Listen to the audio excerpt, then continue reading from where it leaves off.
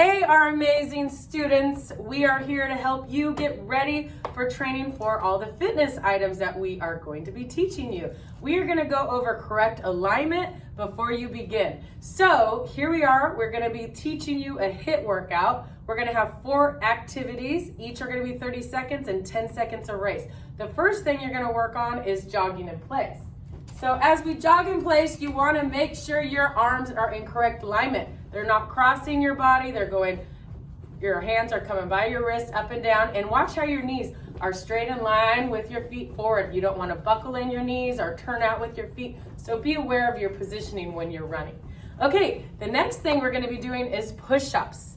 So Mr. Neal, you can go for, yeah. All right, so if you have some toilet paper at your house, you can use that as a stopper. So with the push-up, you want to make sure that your shoulders are right above your hands and on the ground. Let me scoot back a little bit. When you're in push-up position, you want your butt to be level with your shoulders all the way down to your ankles. So you don't want to have a big mountain on your butt. You don't want to have a big valley. Keep your whole body in line. When I go down, my chest is going to touch the toilet paper. So I'll go down, touch the toilet paper, and come up. I'll do that again. Down and come up. That's a push-up. And for students that need modifications, Miss Lomley is going to demonstrate how to do them on her knees. So when you're on your knees, the important part is that your butt is not sticking up. This is the most common thing that I see. So you got to get your hips down, okay? And as you come down, you're going to make sure your legs are not touching. You can get your chest down nice and low. Your hands are going to be wide placed. So once again, your butt is not up, your hips are not all the way down. You're in a nice alignment, spread out. If you come down like this, like in just a yoga pose here, this is not far enough. So come forward so that you can get all the way down. Another way you can do is it on a therapy ball if you have it at home. Like Miss Gaelic has one arm, so I want to take off more tension and I can come down and up on a ball. Or you can do it against a wall. Put your feet out and go down and up. Okay, or you could do it behind a chair. Down and up.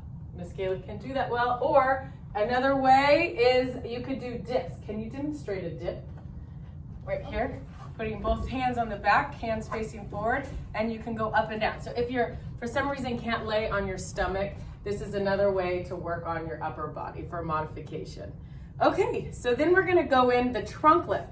We are going to show you what the trunk lift is, and what we do is we measure you with a ruler. When you're taking a test, we have to measure how high off your chin can come off the ground. So let's check out Miss Lomley here.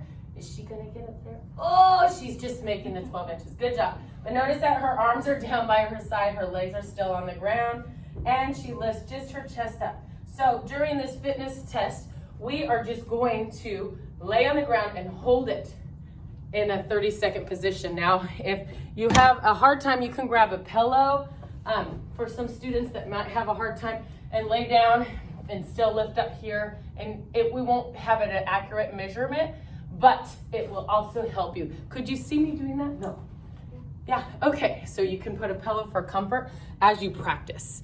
Okay, and the last thing is our curl ups. Okay guys, we're gonna go over our last little fitness of our HIIT workout, what we're gonna be working on, and this is the curl up. So we wanna make sure you have correct form, that you're practicing it in our HIIT workout so you're ready to do it when we assess you on curl ups. So your arms are locked straight, like Mr. Neal's, on his legs. He's gonna slide up and his knuckles are gonna come right up to the top of his knees and then go down. Notice how he's holding it at the top because on the cadence it says up, down, 1, up, down, 2. And notice how his head hits the ground every time he comes back down. So you want to make sure you back into correct alignment. He doesn't want to grab on top of his knees when he comes up.